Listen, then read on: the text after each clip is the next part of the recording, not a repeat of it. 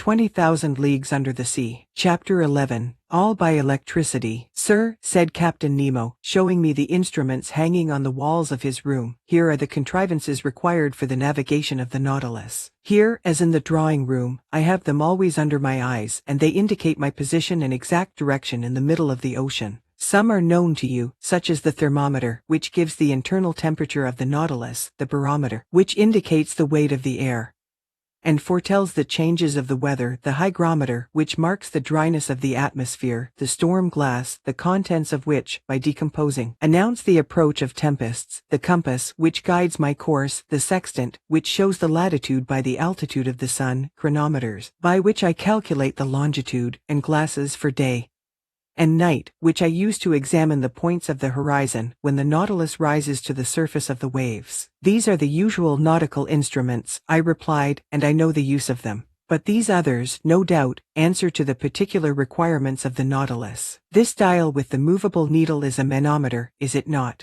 It is actually a manometer. But by communication with the water, whose external pressure it indicates, it gives our depth at the same time. And these other instruments, the use of which I cannot guess. Here, Professor, I ought to give you some explanations. Will you be kind enough to listen to me? He was silent for a few moments, then he said, "There is a powerful agent, obedient, rapid, easy, which conforms to every use and reigns supreme on board my vessel. Everything is done by means of it. It lights it, warms it, and is the soul of my mechanical apparatus. This agent is electricity." "Electricity?" I cried in surprise. "Yes, sir. Nevertheless, Captain, you possess an extreme rapidity of movement, which does not agree with the power of electricity. Until now, its dynamic force has remained under restraint, and has only been able to produce a small amount of power." "Professor," said Captain Nemo, "my electricity is not everybody's. You know what seawater is composed of. In 1,000 grams are found 96.5% of water and about 2-2 divided by 3% of chloride of sodium, then, in a smaller quantity, chlorides of magnesium and of potassium, bromide of magnesium, sulfate of magnesia, sulfate and carbonate of lime. You see, then, that chloride of sodium forms a large part of it. So it is this sodium that I extract from seawater and of which I compose my ingredients. I owe all to the ocean. It produces electricity, and electricity gives heat, light, motion, and, in a word, life to the Nautilus. But not the air you breathe.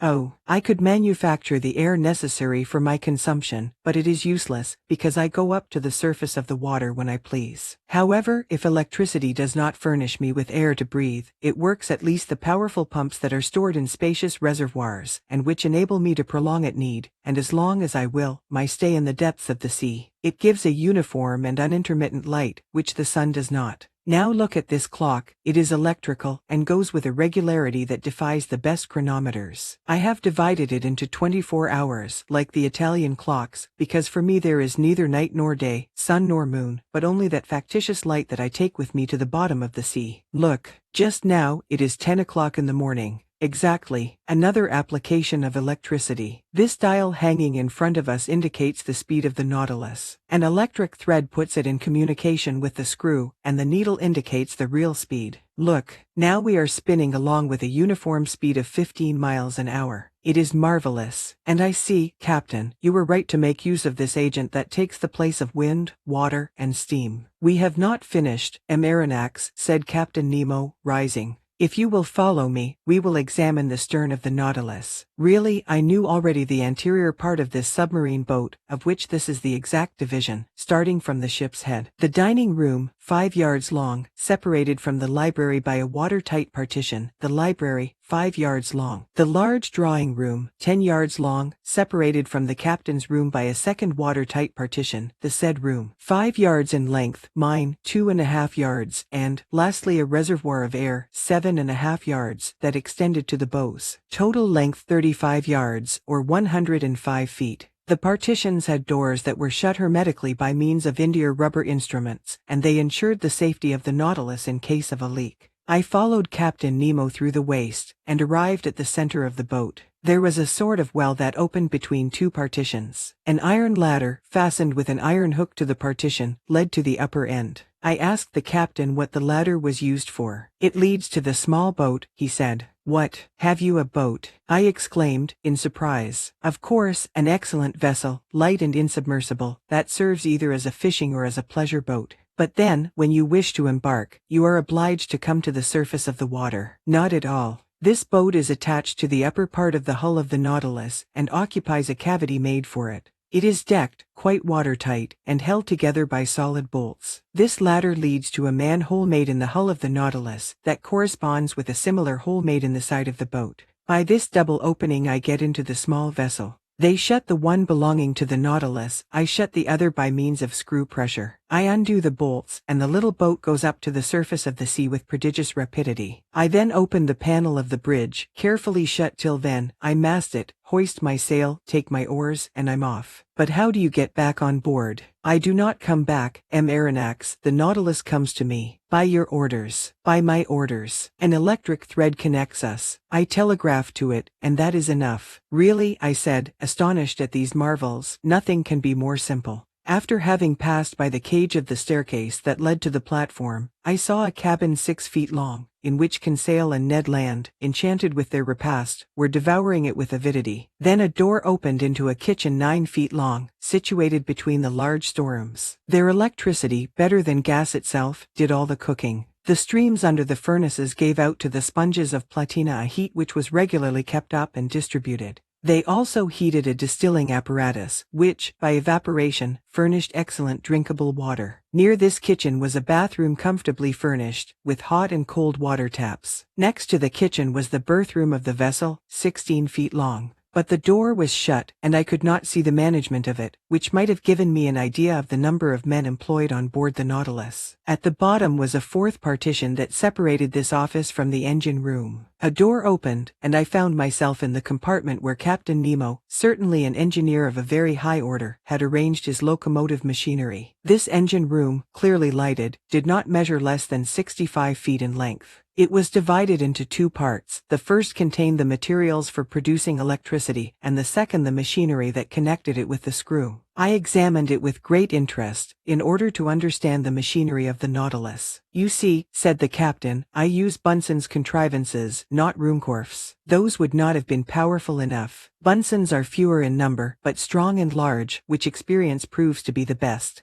The electricity produced passes forward, where it works, by electromagnets of great size, on a system of levers and cogwheels that transmit the movement to the axle of the screw. This one, the diameter of which is 19 feet, and the thread 23 feet, performs about 120 revolutions in a second. And you get, then, a speed of 50 miles an hour. I have seen the Nautilus maneuver before the Abraham Lincoln, and I have my own ideas as to its speed. But this is not enough. We must see where we go. We must be able to direct it to the right, to the left, above, below. How do you get to the great depths, where you find an increasing resistance, which is rated by hundreds of atmospheres? How do you return to the surface of the ocean? And how do you maintain yourselves in the requisite medium? Am I asking too much? Not at all, Professor, replied the captain, with some hesitation, since you may never leave this submarine boat. Come into the saloon, it is our usual study, and there you will learn all you want to know about the Nautilus. Chapter 12. Some Figures. A moment after we were seated on a divan in the saloon smoking,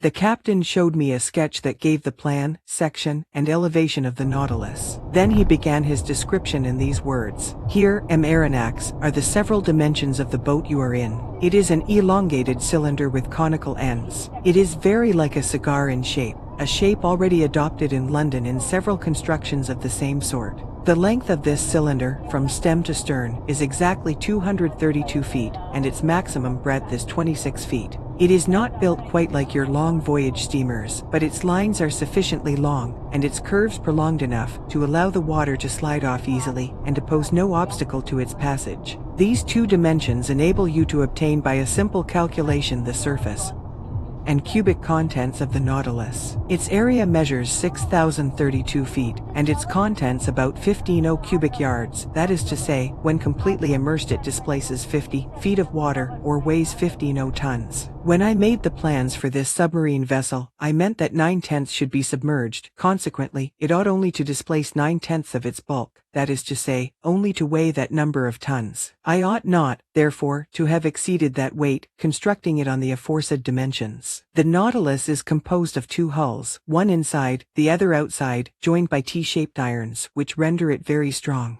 Indeed, owing to this cellular arrangement it resists like a block, as if it were solid. Its sides cannot yield, it coheres spontaneously, and not by the closeness of its rivets, and the homogeneity of its construction, due to the perfect union of the materials, enables it to defy the roughest seas. These two hulls are composed of steel plates, whose density is from 0.7 to 0.8 that of water. The first is not less than 2.5 inches thick and weighs 394 tons. The second envelope, the keel, 20 inches high and 10 thick, weighs alone 62 tons. The engine, the ballast, the several accessories and apparatus appendages, the partitions and bulkheads, weigh 961.62 tons. Do you follow all this? I do. Then, when the Nautilus is afloat under these circumstances, 1/10 is out of the water. Now, if I have made reservoirs of a size equal to this tenth, or capable of holding 150 tons, and if I fill them with water, the boat, weighing then 1507 tons, will be completely immersed.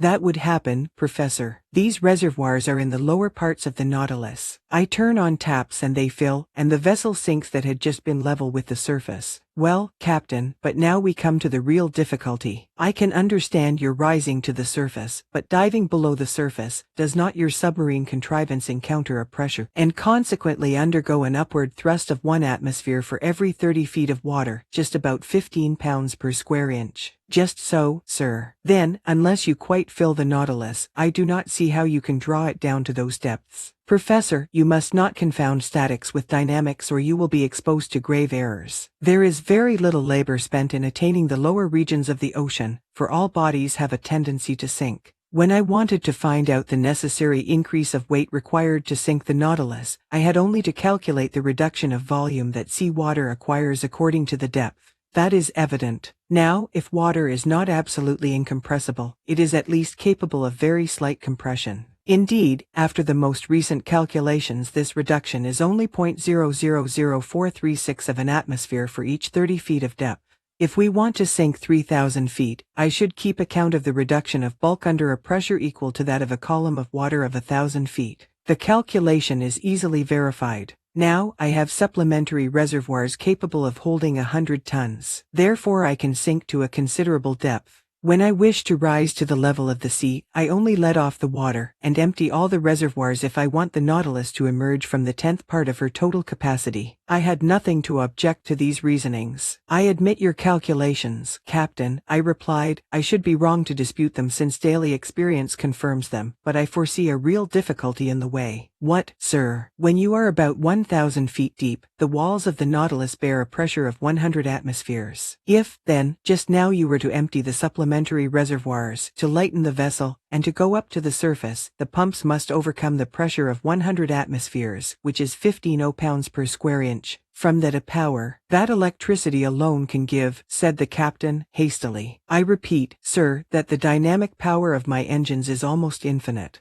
The pumps of the Nautilus have an enormous power, as you must have observed when their jets of water burst like a torrent upon the Abraham Lincoln. Besides, I use subsidiary reservoirs only to attain a mean depth of 750 to 1,000 fathoms, and that with a view of managing my machines. Also, when I have a mind to visit the depths of the ocean 5 or 6 miles below the surface, I make use of slower, but not less infallible means. What are they, Captain? That involves my telling you how the Nautilus is worked. I am impatient to learn. To steer this boat to starboard or port, to turn, in a word, following a horizontal plan, I use an ordinary rudder fixed on the back of the stern post, and with one wheel and some tackle to steer by. But I can also make the Nautilus rise and sink and rise, by a vertical movement by means of 2 inclined planes fastened to its sides, opposite the center of flotation, planes that move in every direction, and that are worked by powerful levers from the interior. If the planes are kept parallel with the boat, it moves horizontally. If slanted, the Nautilus, according to this inclination, and under the influence of the screw, either sinks diagonally or rises diagonally as it suits me. And even if I wish to rise more quickly to the surface, I shift the screw, and the pressure of the water causes the Nautilus to rise vertically like a balloon filled with hydrogen. Bravo, Captain. But how can the steersman follow the route in the middle of the waters? The steersman is placed in a glazed box that is raised about the hull of the Nautilus and furnished with lenses. Are these lenses capable of resisting such pressure? Perfectly. Glass, which breaks at a blow, is, nevertheless, capable of offering considerable resistance. During some experiments of fishing by electric light in 1864 in the northern seas, we saw plates less than a third of an inch thick resist a pressure of 16 atmospheres. Now, the glass that I use is not less than 30 times thicker. Granted.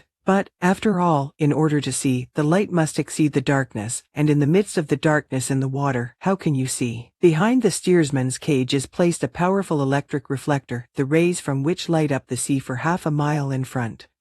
Bravo, bravo, Captain. Now I can account for this phosphorescence in the supposed narwhal that puzzled us so. I now ask you if the boarding of the Nautilus and of the Scotia, that has made such a noise, has been the result of a chance rencounter. Quite accidental, sir. I was sailing only 1 fathom below the surface of the water when the shock came. It had no bad result. None, sir. But now, about your rencounter with the Abraham Lincoln. Professor, I am sorry for one of the best vessels in the American Navy, but they attacked me, and I was bound to defend myself. I contented myself, however, with putting the frigate hors de combat. She will not have any difficulty in getting repaired at the next port. Ah, Commander, your Nautilus is certainly a marvelous boat. Yes, Professor, and I love it as if it were part of myself. If danger threatens one of your vessels on the ocean, the first impression is the feeling of an abyss above and below. On the Nautilus men's hearts never fail them. No defects to be afraid of, for the double shell is as firm as iron, no rigging to attend to, no sails for the wind to carry away, no boilers to burst, no fire to fear, for the vessel is made of iron, not of wood, no coal to run short, for electricity is the only mechanical agent, no collision to fear, for it alone swims in deep water, no tempest to brave, for when it dives below the water, it reaches absolute tranquility. There, sir, that is the perfection of vessels. And if it is true that the engineer has more confidence in the vessel than the builder, and the builder than the captain himself, you understand the trust I repose in my Nautilus, for I am at once captain, builder, and engineer. But how could you construct this wonderful Nautilus in secret?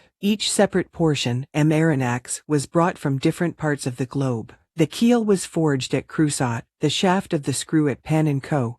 London, the iron plates of the hull at Laird's of Liverpool, the screw itself at Scott's at Glasgow. The reservoirs were made by Kale & Co. At Paris, the engine by Krupp in Prussia, its beak in Motola's workshop in Sweden, its mathematical instruments by Hart Brothers of New York, etc. And each of these people had my orders under different names. But these parts had to be put together and arranged. Professor, I had set up my workshops upon a desert island in the ocean. They're my workmen, that is to say, the brave men that I instructed and educated, and myself have put together our Nautilus. Then when the work was finished, fire destroyed all trace of our proceedings on this island, that I could have jumped over if I had liked. Then the cost of this vessel is great. Aronnax, an iron vessel costs £145 per ton. Now the Nautilus weighed 15.0. It came therefore to £67,500 and £80,000 more for fitting it up, and about £200,000 with the works of art and the collections it contains. One last question, Captain Nemo. Ask it, Professor. You are rich, immensely rich, sir, and I could, without missing it, pay the national debt of France. I stared at the singular person who spoke thus. Was he playing upon my credulity? The future would decide that. Chapter 13. The Black River. The portion of the terrestrial globe which is covered by water is estimated at upwards of 80 millions of acres. This fluid mass comprises 2,250 millions of cubic miles, forming a spherical body of a diameter of 60 leagues, the weight of which would be 3 quintillions of tons. To comprehend the meaning of these figures, it is necessary to observe that a quintillion is to a billion as a billion is to unity. In other words, there are as many billions in a quintillion as there are units in a billion. This mass of fluid is equal to about the quantity of water which would be discharged by all the rivers of the earth in 40,000 years. During the geological epochs, the igneous period succeeded to the aqueous. The ocean originally prevailed everywhere. Then by degrees, in the Silurian period, the tops of the mountains began to appear, the islands emerged, then disappeared in partial deluges, reappeared, became settled, formed continents, till at length the earth became geographically arranged, as we see in the present day. The solid had wrested from the liquid 37,657 square miles, equal to 12,960,000,000 of acres. The shape of continents allows us to divide the waters into 5 great portions: the Arctic or Frozen Ocean, the Antarctic or Frozen Ocean, the Indian, the Atlantic, and the Pacific Oceans. The Pacific Ocean extends from north to south between the 2 polar circles, and from east to west between Asia and America, over an extent of 145 degrees of longitude. It is the quietest of seas, its currents are broad and slow, it has medium tides and abundant rain. Such was the ocean that my fate destined me first to travel over under these strange conditions. "Sir," said Captain Nemo, "we will, if you please, take our bearings and fix the starting point of this voyage. It is 11:45, I will go up again to the surface." The captain pressed an electric clock 3 times. The pumps began to drive the water from the tanks, the needle of the manometer marked by a different pressure the ascent of the Nautilus, then it stopped. "We have arrived," said the captain. I went to the central staircase which opened onto the platform, clambered up the iron steps, and found myself on the upper part of the Nautilus. The platform was only 3 feet out of water. The front and back of the Nautilus was of that spindle shape which caused it justly to be compared to a cigar. I noticed that its iron plates, slightly overlaying each other, resembled the shell which clothes the bodies of our large terrestrial reptiles. It explained to me how natural it was, in spite of all glasses, that this boat should have been taken for a marine animal. Toward the middle of the platform the long boat, half buried in the hull of the vessel, formed a slight excrescence. Fore and aft rose 2 cages of medium height with inclined sides, and partly closed by thick lenticular glasses, one destined for the steersman who directed the Nautilus, the other containing a brilliant lantern to give light on the road. The sea was beautiful, the sky pure. Scarcely could the long vehicle feel the broad undulations of the ocean. A light breeze from the east rippled the surface of the waters. The horizon, free from fog, made observation easy. Nothing was in sight. Not a quicksand, not an island. A vast desert. Captain Nemo, by the help of his sextant, took the altitude of the sun, which ought also to give the latitude. He waited for some moments till its disk touched the horizon. Whilst taking observations not a muscle moved. The instrument could not have been more motionless in a hand of marble. 12 o'clock, sir, said he. When you like. I cast a last look upon the sea, slightly yellowed by the Japanese coast, and descended to the saloon. And now, sir, I leave you to your studies, added the captain. Our course is ENE, our depth is 26 fathoms. Here are maps on a large scale by which you may follow it. The saloon is at your disposal, and with your permission, I will retire. Captain Nemo bowed, and I remained alone, lost in thoughts all bearing on the commander of the Nautilus. For a whole hour was I deep in these reflections, seeking to pierce this mystery so interesting to me. Then my eyes fell upon the vast planisphere spread upon the table, and I placed my finger on the very spot where the given latitude and longitude crossed.